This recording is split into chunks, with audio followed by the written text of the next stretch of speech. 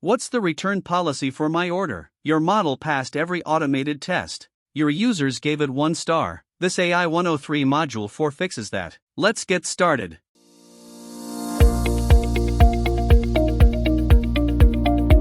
Hey everyone, welcome back to the AI-103 series. Quick recap of where we are.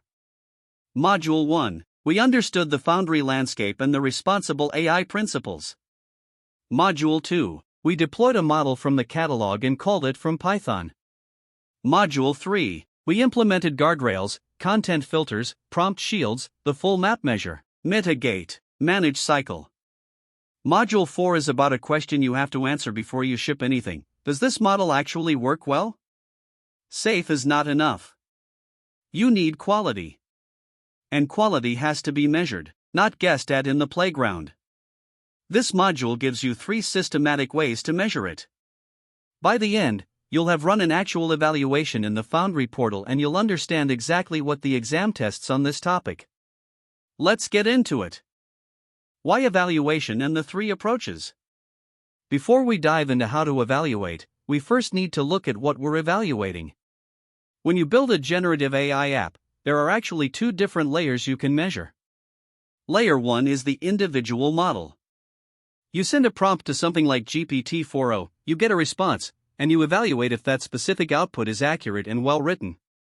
Layer 2 is the complete app. This is the entire end-to-end pipeline. You've built a chat flow that might chain multiple models together, pull data from a knowledge base, and run custom code. You can evaluate both layers. And to do that, you have 3 main approaches. Approach 1, Model Benchmarks. Think of this as your pre-deployment research.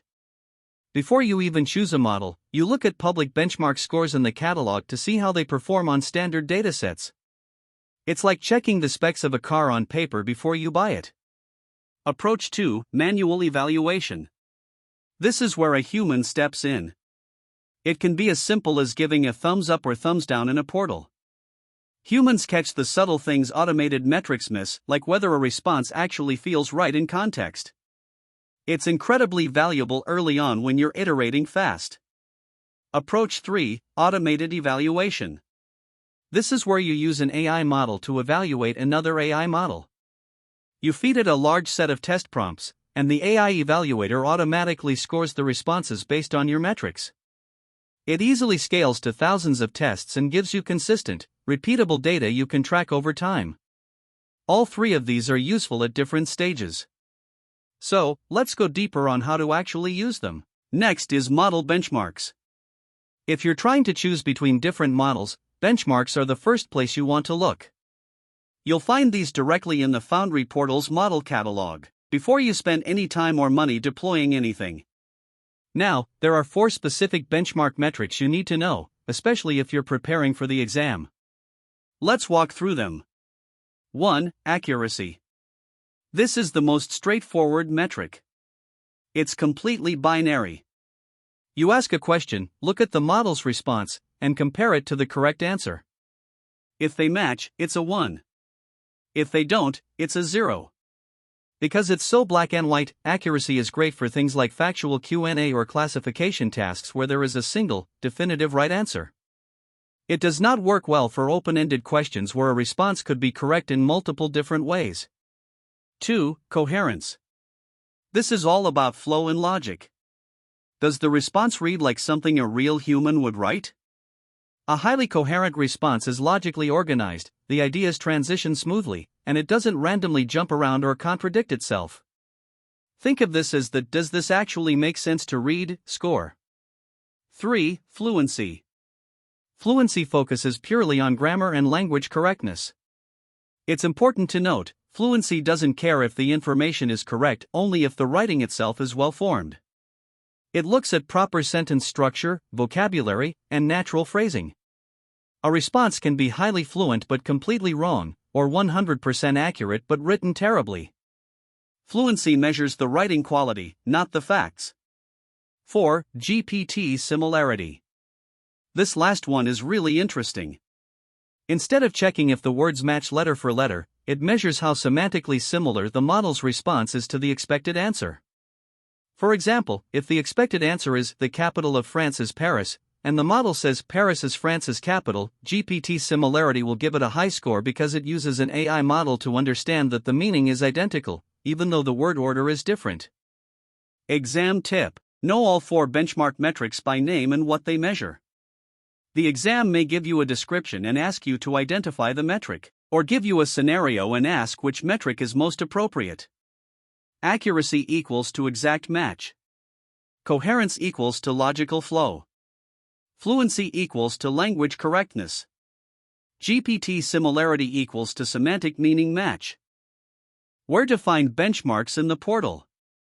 In the Foundry portal, go to the model catalog and select any model.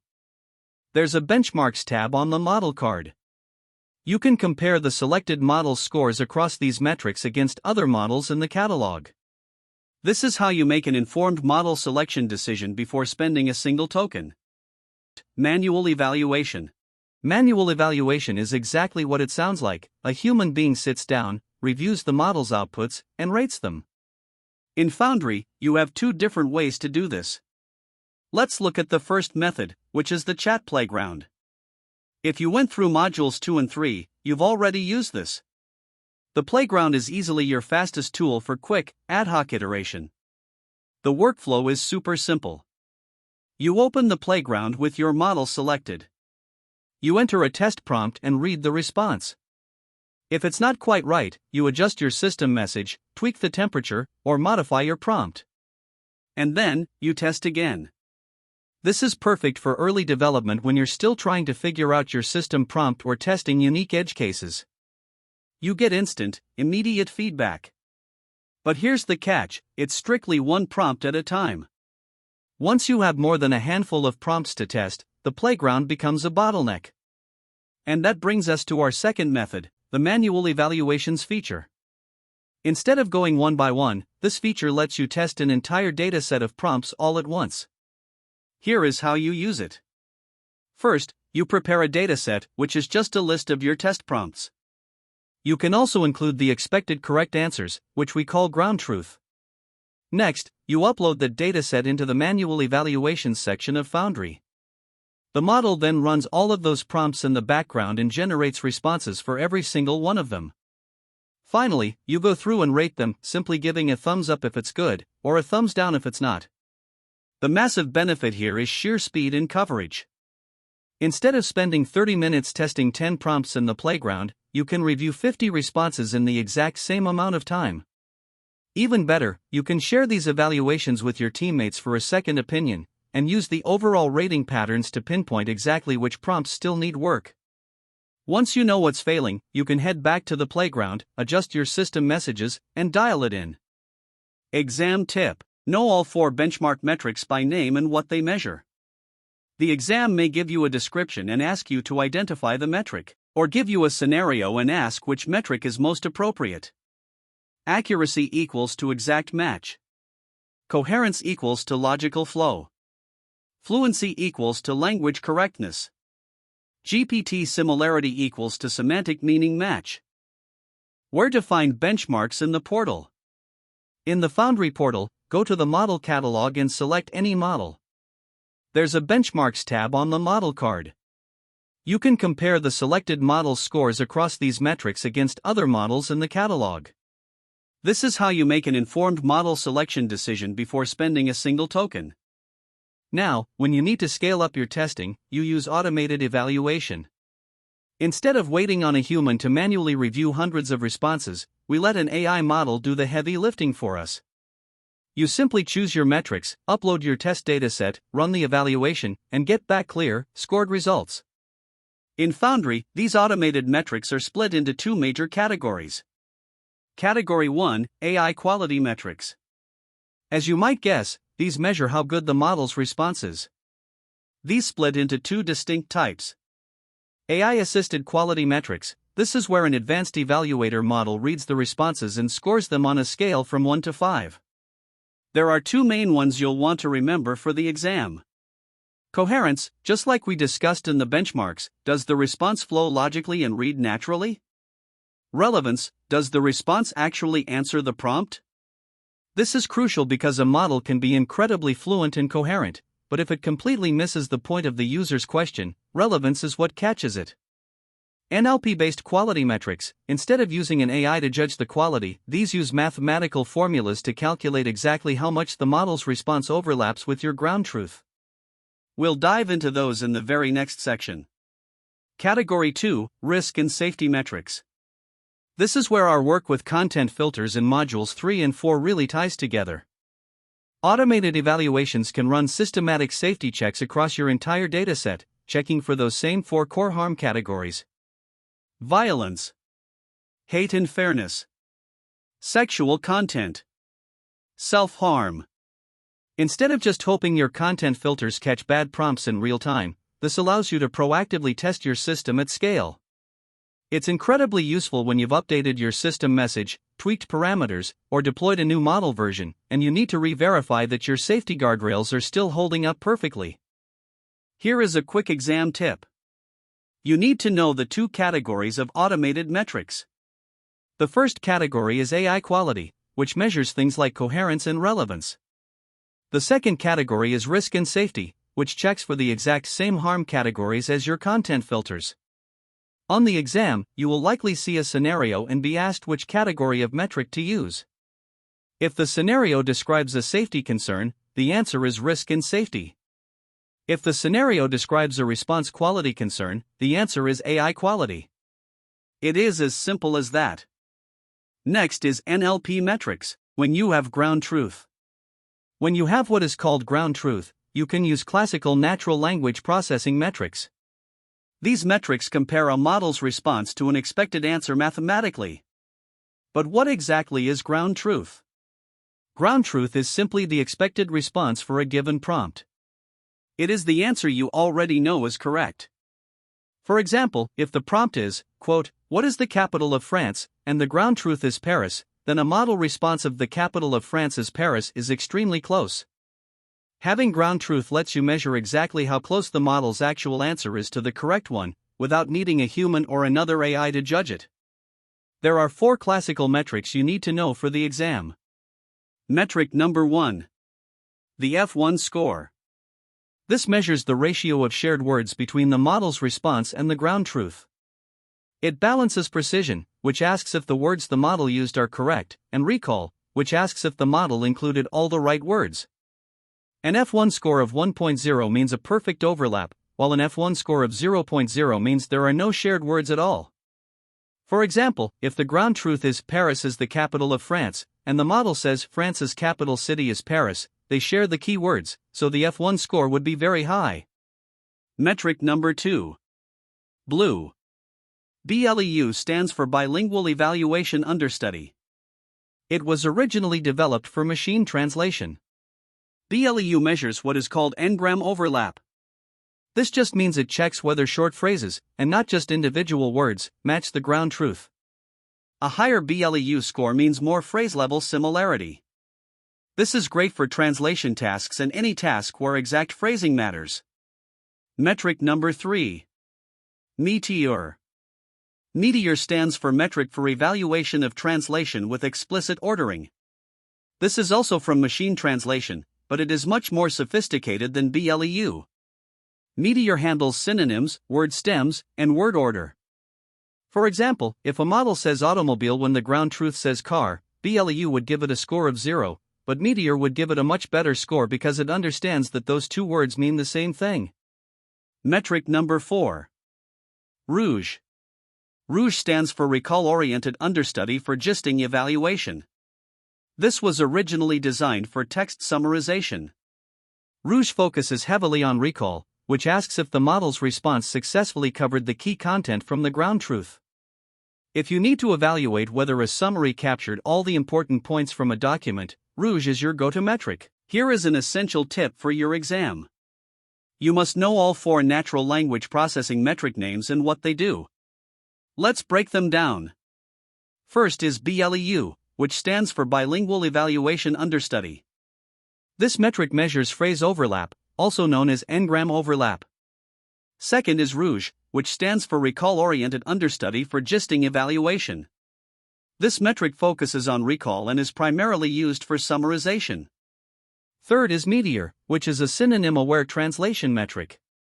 It can recognize when words mean the same thing even if they are not identical. Fourth is the F1 score. This measures word overlap by balancing precision and recall. Remember, all four of these metrics strictly require ground truth to work. On the exam, you will not be asked to calculate any of these scores mathematically.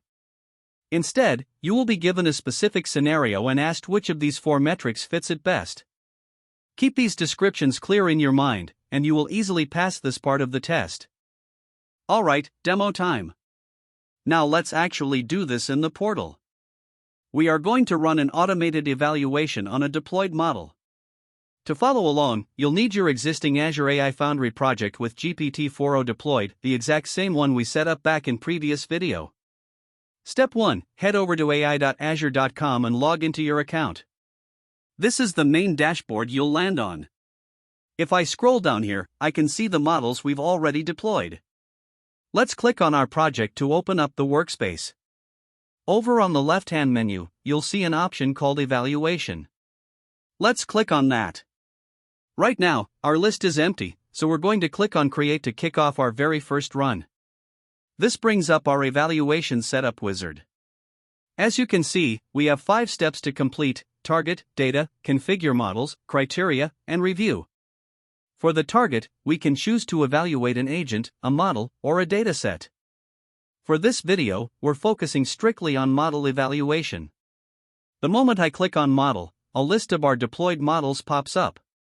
I'll select our GPT-4o deployment and click Next. Now we're on step 2, data. Usually, testing a model requires uploading a massive, manually created CSV or JSON file of test questions. But Azure has this incredibly cool feature, synthetic data generation, meaning we can let AI write the test questions for us. We'll choose synthetic generation as our source, click Generate, and configure our new dataset. Let's leave the default dataset name as it is. For the number of rows, let's drag this slider down to 45. That is more than enough to give us a solid evaluation without burning through our budget. We'll leave the Generate Candidate Response box unchecked, and in the prompt field, we'll type. Create various travel-related questions, and include some content safety and security tests. We'll leave the description and seed data blank, hit Confirm, and our test dataset setup is ready. Let's click Next. Next, we need to configure our model settings. I'll click on Configure right here on our model card. In this pop-up, you'll see temperature and top P. If you hover over the info icon for temperature, it tells you exactly what it does. It controls randomness. Lowering it makes the model's responses more repetitive and deterministic, while raising it makes them more creative. A quick pro tip here: try adjusting either temperature or top P, but never both at the same time. We'll leave both at their default value of 1. Now, we need to provide a system prompt to define our model's persona. Let's paste this in. You are a helpful travel assistant that provides accurate, detailed, and practical travel advice. Let's hit Save and click Next to move to step 4, Criteria. This is our grading criteria. By default, Azure selects standard performance metrics across quality, safety, and business alignment. You can easily add or remove criteria depending on what you want to test, but for today, we'll leave them as default and click Next. Finally, we land on the review page. This gives us a complete summary of everything we just configured: our target model, our synthetic question prompt, our travel assistant system instructions, and our grading criteria. Now, if you're following along at home, this is where you'd hit Submit. Once you click that button, it's time to go grab a cup of coffee. The evaluation will take about 5 to 10 minutes because Azure is doing some heavy lifting behind the scenes, synthetically generating those 45 questions, sending them to your model to get answers, and then spinning up a separate judge model to grade all of those responses. When you get back, you'll have a beautiful dashboard showing you exactly how safe, accurate, and helpful your model is before you ever deploy it to production. I'm not going to run it right now so we don't chew through our demo tokens, but let me know in the comments if you want a dedicated, deep dive video where we analyze the actual cost and results of running these synthetic datasets. Thanks for watching, and I'll see you in the next demo. Join the AvricLearn family, hit subscribe, and let's keep learning together.